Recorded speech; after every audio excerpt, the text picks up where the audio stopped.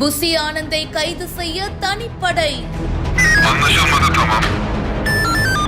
Vijay video வெளியிட்டதுக்கு அப்புறமா இப்படி ஒரு விஷயமா? அதிரடி காட்டிய போலீசார்.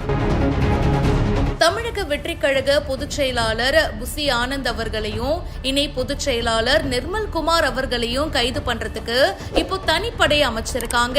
மத்திய மண்டல காவல்துறை தலைவர் ஜோஷி நிர்மல்குமார் உத்தரவுடைய பேர்ல 3 தனிப்படைகள் அமைக்கப்பட்டதா சொல்லப்படுது.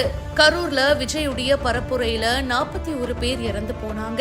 இது சம்பந்தமா ஏற்கனவே தாவேகா நிர்வாகிகள் சில பேரை கைது பண்ணிருக்காங்க.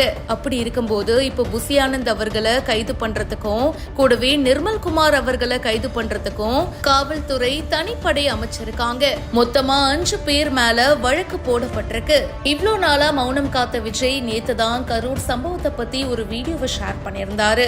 அண்ட் அப்படி இருக்கும்போது இப்போ தாவேகா பொதுச் செயலாளரை கைது பண்றதுக்கு போலீசார் தனிப்படை அமைச்ச விஷயம் இப்போ பரபரப்பை ஏற்படுத்தி இருக்கு.